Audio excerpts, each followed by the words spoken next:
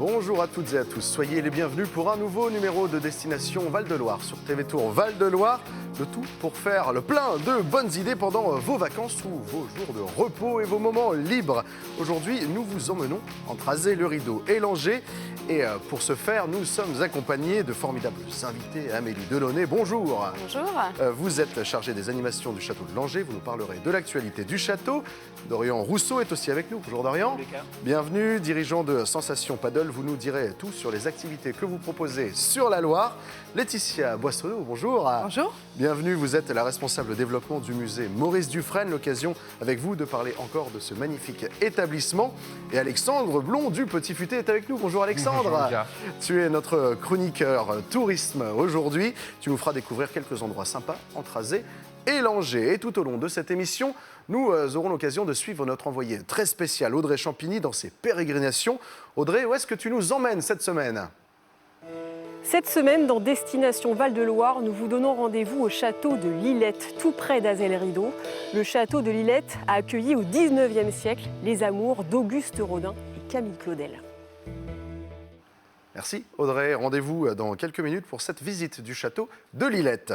Amélie, on le disait, vous êtes chargée des animations du château de Langeais, un château qu'on connaît bien, mais avant de parler de ces animations que vous proposez tout au long de l'été, peut-être un petit mot sur le château. Par exemple, il date de quelle période ce château ? Alors en fait, il y a deux édifices sur le site, le donjon de l'an 1000 qu'on doit à Fulconera et puis le château royal qu'a voulu Louis XI à partir de 1465. Donc il y a deux édifices médiévaux et le château royal est très meublé et il a accueilli le mariage de Charles VIII et d'Anne de Bretagne. Donc c'est le point fort de l'histoire du site. Rien que ça, donc château entre guillemets dans son jus, on peut s'imaginer à quoi il ressemblait à l'époque ?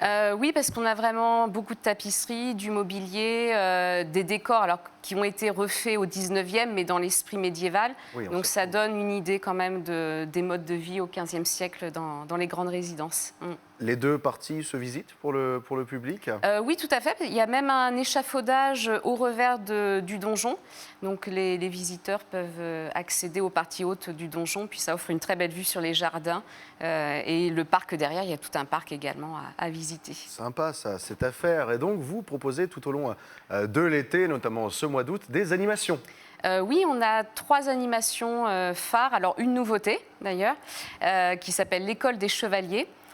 Donc ça se déroule dans le parc du château et donc c'est vraiment pour les familles, pour les enfants. Alors il y a 2 comédiens qui animent cette petite animation, c'est autour de l'héraldique, de l'escrime et donc les enfants sont après conviés à participer à une mêlée et ensuite il y a une joute, c'est-à-dire qu'on a vraiment une lice et puis des chevaux en bois sur roulette. Comme à l'époque, presque. Voilà, presque.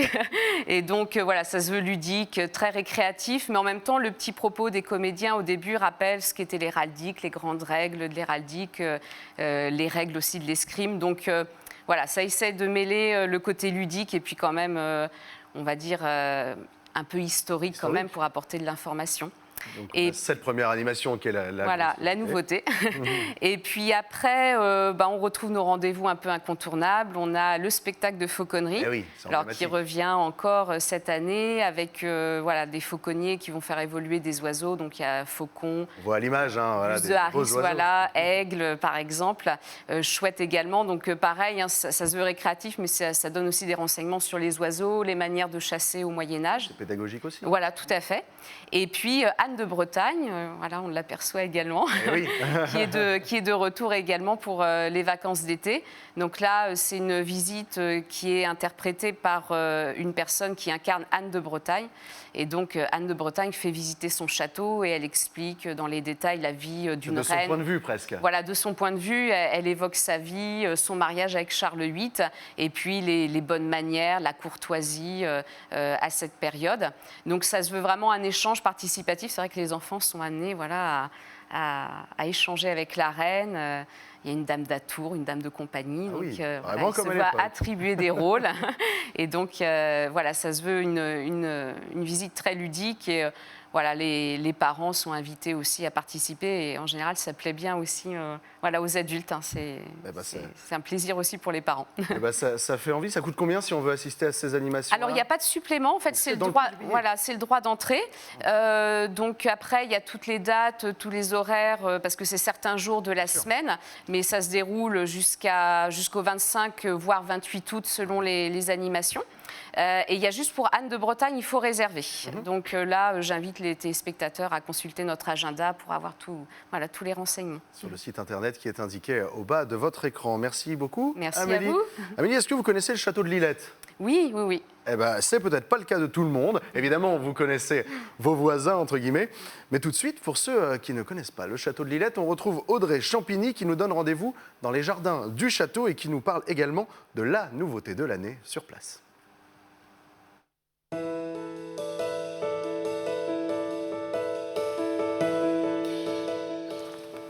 Merci Bénédicte de nous accueillir ici au château de Lillette. Alors on connaît très bien son grand frère, le château d'Azel-Rideau. Ici on est dans un cadre assez magique avec un parc gigantesque. Combien d'hectares ? Approximativement sur une quarantaine d'hectares. On a un magnifique jardin à la française. Alors oui, effectivement, ce jardin est une création récente puisqu'il date des années 1980.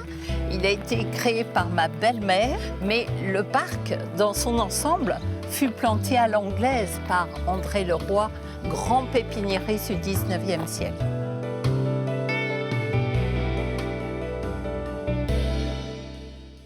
Alors Bénédicte, cet endroit aussi, ce parc, c'est un endroit très apaisant pour les familles. Il y a beaucoup de gens qui viennent même pique-niquer ici.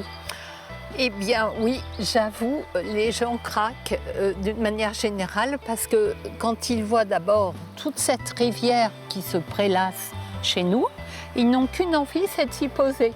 La nouveauté aussi de cet été, c'est un escape game. Racontez-nous un petit peu sans nous dévoiler tous les secrets. Alors là, j'adore. J'adore. Vous savez pourquoi? Parce que d'abord, l'idée partie de la famille. Ce sont nos enfants qui nous suivent à fond et qui nous ont dit pourquoi pas un escape game à Lillette. Et avec mon mari, comme les gens sont passionnés du parc, on s'est dit pourquoi ne pas leur faire profiter d'endroits formidables dans le parc où ils n'ont pas tous idée d'aller.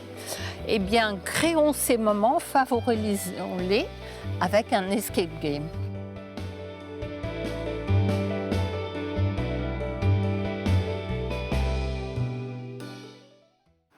Merci beaucoup Audrey. La suite de ta visite en deuxième partie d'émission, on te retrouvera à l'intérieur du château.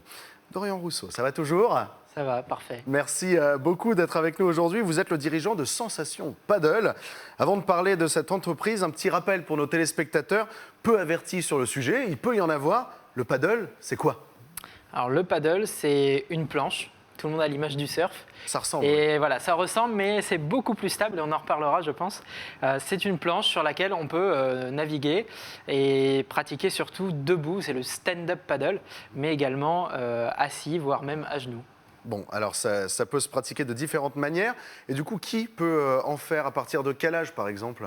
En fait, tout le monde peut en faire, puisqu'on a des planches adaptées à tous les âges.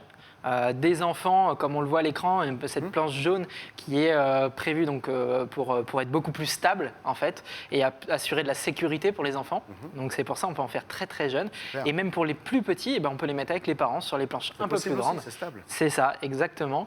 Et après, on a même des planches de groupe qui là permettent de s'éclater en famille ou même entre amis. On va le voir tout à l'heure, on montrera une image parce que bah voilà, on va la voir, regardez.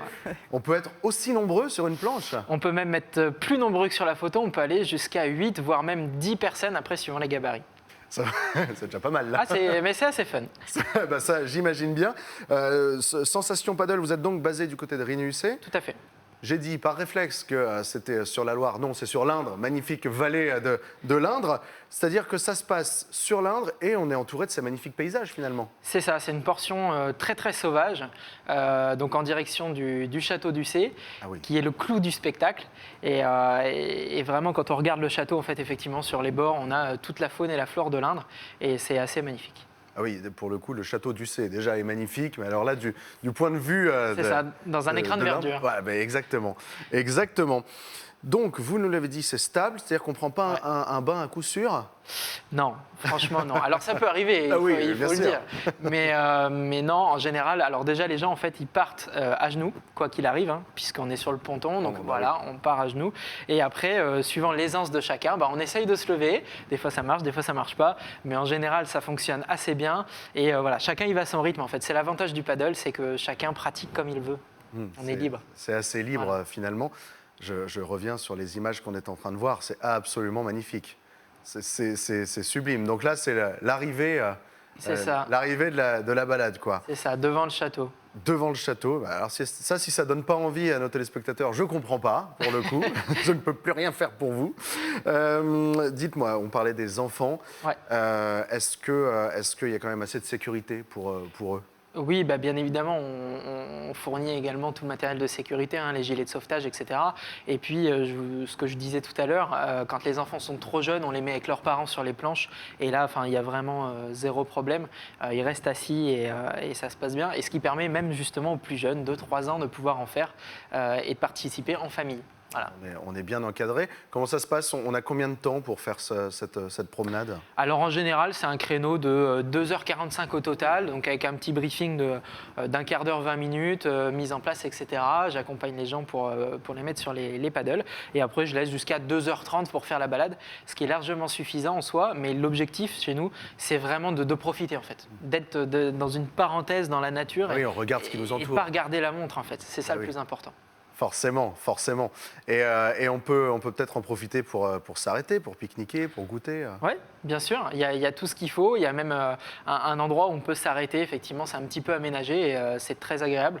Et ça offre aussi une autre vue sur un autre bras de l'Indre. Donc voilà, même si on ne peut pas naviguer sur ce bras-là, ça permet de voir aussi ce que ça réserve. On peut faire ça par groupe de combien? Alors jusqu'à 30-35 personnes grand max. Après c'est vrai qu'en saison en fait ça tourne, les groupes tournent, mais on fait également des événements sur mesure, notamment pour tout ce qui est les colonies de vacances ou les groupes. Les groupes scolaires, les entreprises aussi, beaucoup sur les team building, ce genre de choses, où justement les paddles de groupe sont très appréciés. Et là, on a 3 paddles de groupe actuellement qui peuvent accueillir 8 personnes chacun. Et comment ça se passe quand on arrive du côté donc du château de Rigny-Hussé, château d'Ussé, le paddle, on vous le remonte. Comment ça marche une fois qu'on arrive? Alors c'est l'avantage justement, contrairement à la Loire où là c'est une descente, là on fait demi-tour. On peut remonter le courant. Remonter le courant. C'est ça, tout à fait. Donc c'est un aller-retour en fait du point de départ jusqu'au château et tout le monde est en capacité de le faire. Il n'y a pas beaucoup de courant et en fait ça offre justement un nouveau point de vue. Au début on est focalisé sur le château et là finalement on s'ouvre un petit peu plus sur la nature. Bon, il n'y a plus qu'à. On s'échauffe les bras et c'est parti. Merci beaucoup, Dorian. Avec plaisir et à bientôt. À bientôt, évidemment. On a également les informations en bas de cet écran si on souhaite se renseigner un peu plus. Merci beaucoup. Ne bougez pas. Dans la deuxième partie de notre émission, Laetitia Boissonneau, vous nous présenterez le fameux musée Maurice Dufresne. Et Alexandre, tu nous feras voyager entre Azé-le-Rideau et Langeais. A tout de suite sur TV Tour Val de Loire.